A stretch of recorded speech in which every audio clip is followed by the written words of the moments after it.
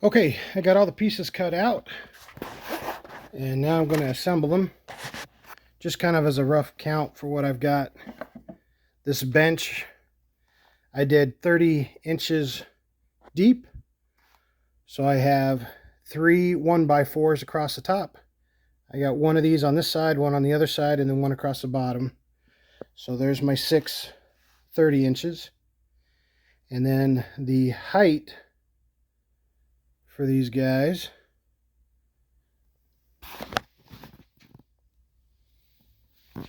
there's my tape measure.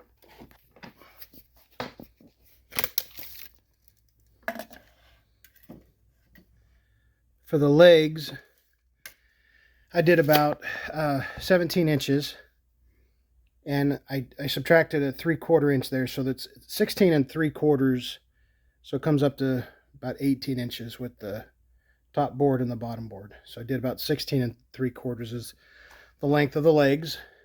And then I have supports across the bottom, and those guys are 10 inches. And then there's 7 of those guys. There's one there, 3 across the bottom, and then there's 3, 1, 2, and then 3 in the bench itself. And then on this far end of the bench and on this far end of the bench, those guys are 11 3/4 to or 11 1/2, because it's 10 plus the 3/4 of this board on both sides, and then that one down there's 10, and then magically there's 2 pieces left over when you're cutting them that just fit right there. So those guys are just what's left over when I was cutting the pieces. So that should be all the pieces. So I'm going to go ahead and do some assembly and put these guys together. I think I'm going to do the top part last. I'm going to do these kind of C shapes and then screw those onto the board, and then put those cross braces in on the bench so I can see them. And then I'll put the top on last. And then I should have a slot there that's wide enough for the new board I'm making to slide right on. There's our 3 C shapes for the bottom. And then here is the base for the bench. Got that. Got a couple screws getting ready. So then what I'm going to do is I'm going to attach this with these C's underneath here in the back, in the middle, and towards the front here. I've got the first support already in, and I spaced that enough for the board to slide in. And then there'll be a front that's going to go on front of this guy. So we'll still have a 3/4 inch gap for that to slide in. So this front one will line up right here, just like that. The back one will line up right along the back. And then the middle one I just put kind of towards the center. Okay, we'll get those together. Okay, so I am using just some drywall screws, just 1 5/8, because these are just 3/4 inch thick. So here we go. We've got these pieces together, and I put 2 pieces down, and I was using those kind of as a support as I was putting these together. And then I used a little piece here as a support guide. And I built that little C there and put that on there. So there's my front that I can slide the twisting part on down to there.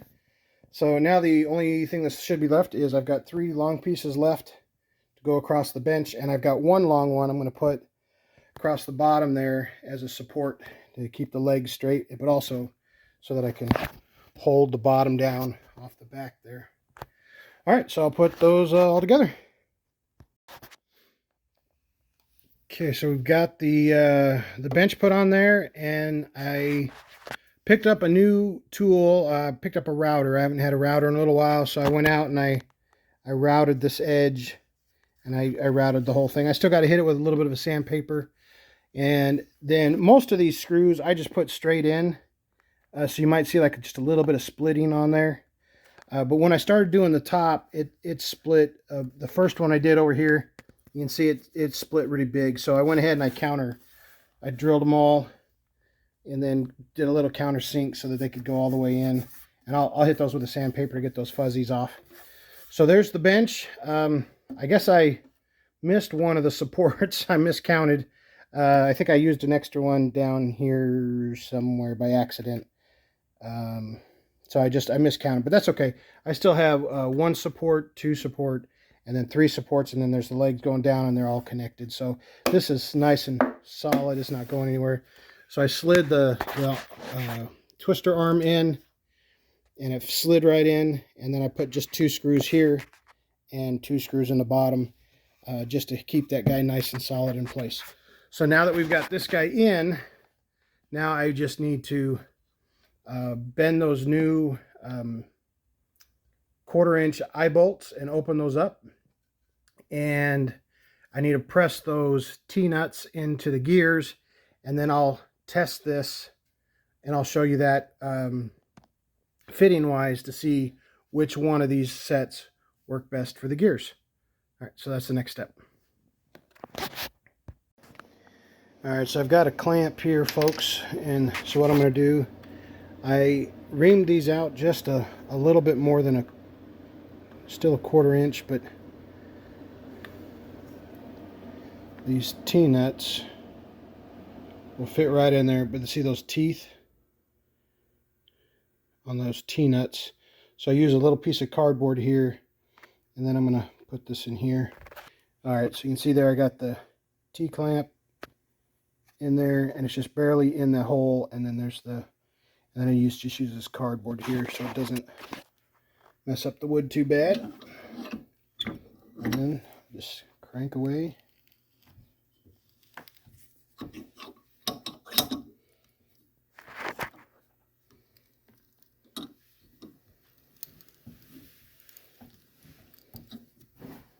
I can hear it crunching, which is a good thing. I just keep an eye on it. I don't want to break the gear, but I just want to get it nice and flush.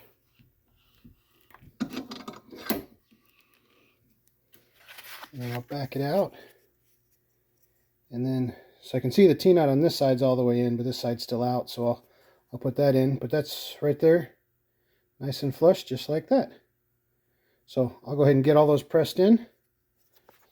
I crunched that one went in nice and straight. So that's nice and flush, just like that. All right, and that's number 2.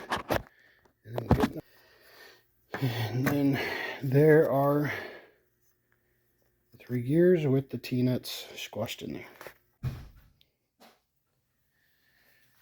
All right, so we've got the gears with the T-nuts pressed into them. And so now we're almost ready. Now this part here is, for me, the most difficult part. So we take the T-nuts here, and I might have it down right now, but I get 2 vice grips. And the problem I have at the store is that you can find 1/4 inch eye hooks so that the shaft of the threaded rod is in the center of the hook. Or you'll find some that come out and go up so the hook is off to the side. So as it spins, it'll go on the outside, not staying in the center. See this right here, when it spins, if this is open, the yarns will stay in the center rather than the off-center hooks. And then the off-center hooks usually just have a lag screw, not a bolt like this. Because once we're done, what we're going to do, we're going to slide these guys just like this, and then take our bolt, T-bolt here,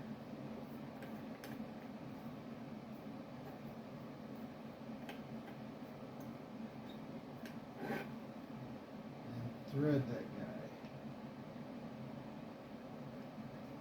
I may have to clamp that down just a smidgen.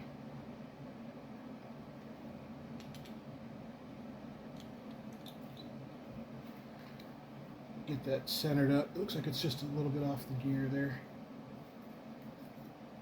So the first time or two, it's going to take just a little bit of work to line them up.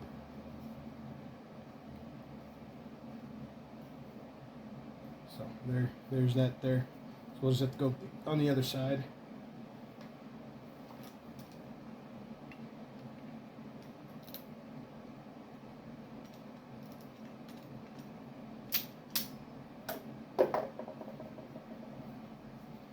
Okay, so the way to get these to be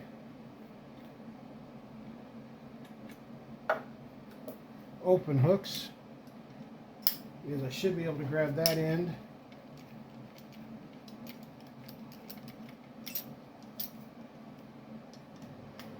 and this end.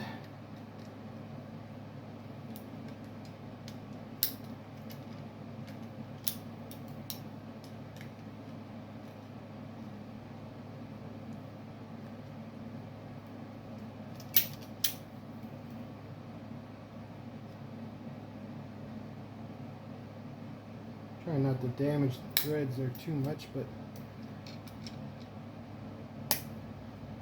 and then just bend.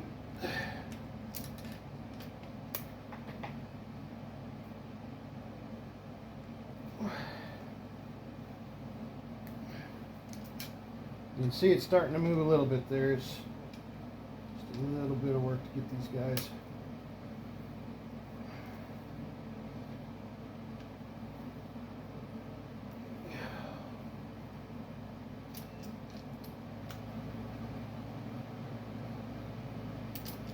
Probably heat them up and they probably go a little easier.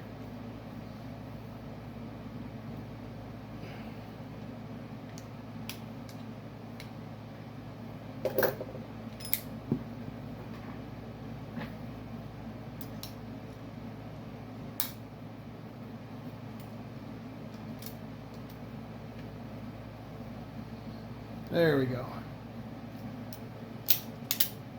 It doesn't have to go very far. And just kind of straighten it up a little bit.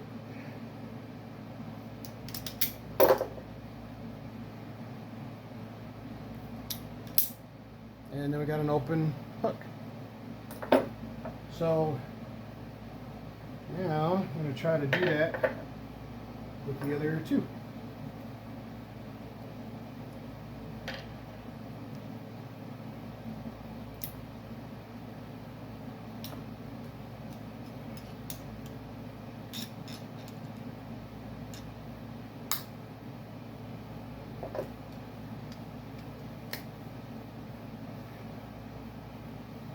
There we go. Okay, there we go. That one was a lot easier. Gotta remember how to grab them and bend them.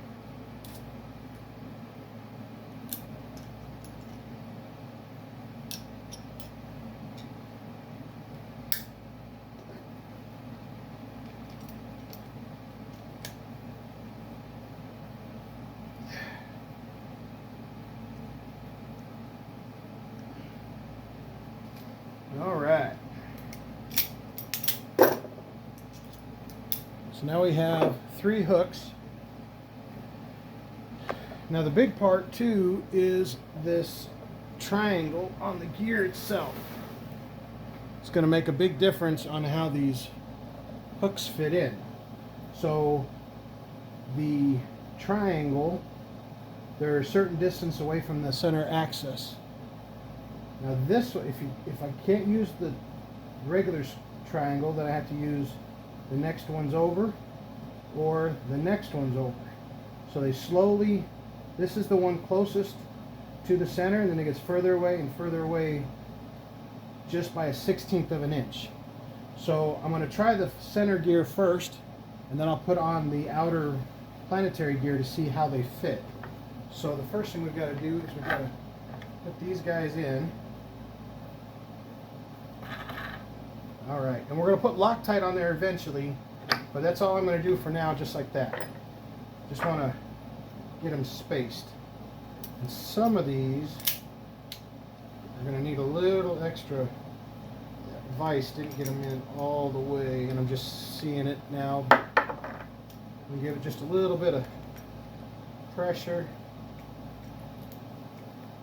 Push those guys in without trying to not damage the other side so much.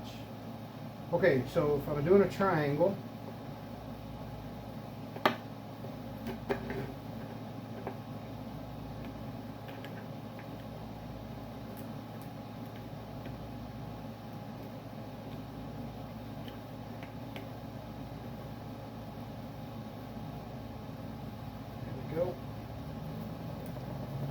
trouble catching the threads. There we go. So there's that one. There's that one. And then the third one.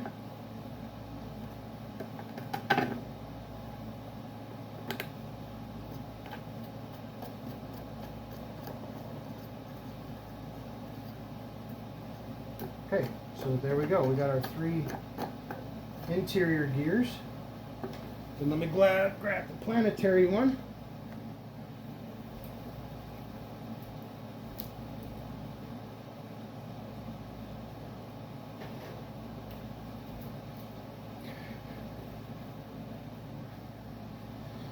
All right, so here's the planetary gear. Now I still don't have that center axis drilled in just yet, because what I'm going to do is I'm going to see how this fits, and if I have to move these gears, then I'll move them, and then once I got them in a good position, then I'll drill that center. So what I'm going to do is I'm going to have to kind of wiggle this guy a little bit. Now it's on the gears, but you see how much play there is? See all that play? I got to get rid of that play. So the first one I used, I had different sizes of gears, so these 3 work just fine. This is a little bit different because they're all, but see all that space? Now I can turn it, but you see how it gets caught? Because it keeps shifting. So what I need to do, these are the shortest, so I'm going to move out. I'm going to try the furthest away.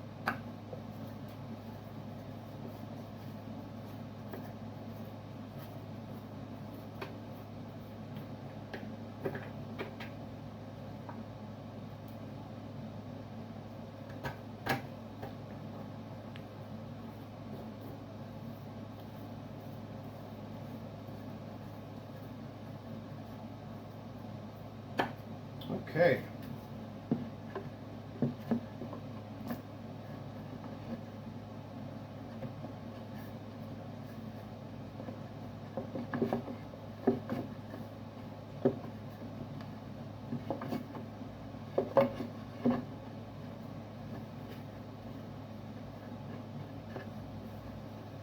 Super close.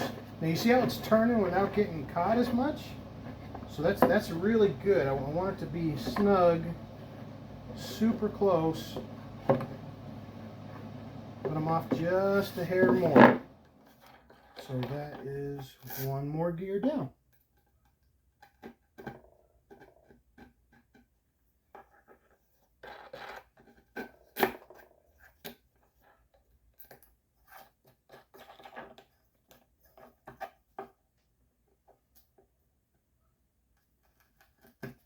So now that I've tried all the gears going this direction, I could have gone the other way and it would have been the first one, because that's where we started off.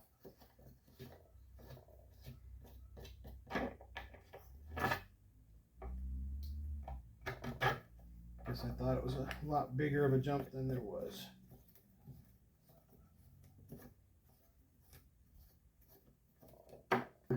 Okay, now let's try that out. Okay, you see that just clicked right on there? Now, see, look at that. See how there's just a little bit of play? Now look, I spin it. Now, the beauty of this is where the other system would stop. You would have this spin. You see I still got caught right there? Because there's still a little bit of give in there. But that's because there's not a center axis. So what I'm going to do is I'm going to measure this, and I'm going to center the gear, and then I'm going to put a center bolt. Now when I put that center bolt, I won't be able to move it like this. It'll actually have 1 more point of rotation, and then as I'm moving this, I see all my gears and my hooks are moving together. That little bit of a catch is because this is shifting. So I'm going to center this guy, I'm going to put a center bolt here, and then you'll see that'll stop that from spinning. So now that we know which hooks we're using, now I can put Loctite on these guys, and then let those dry, and I'll clean the holes up just a little bit here so there's less tension. There's a little bit of wood still in the grooves, and then we'll get the center one drilled, and then once we've got that sorted out, then the outer support wheel that holds this in can get put in. Okay, and then once that's in, I'll need to make the handle. I don't have that made just yet. And then I countersink a hole on the back side of the handle so the head of the bolt isn't shown. And then I'll put a couple screws in here, and then we'll make a handle so it'll spin. So the two things that I've got to do is I've got to center this and drill a hole all the way through the board to put my access. The other thing that I do is here, rather than leaving a big gap for the access, the center axle, is I'm going to take one of these spare wheels that I have, and I'm actually going to glue it here to give two boards support on that axle. So when this is spinning, there's a little bit more support on the inside.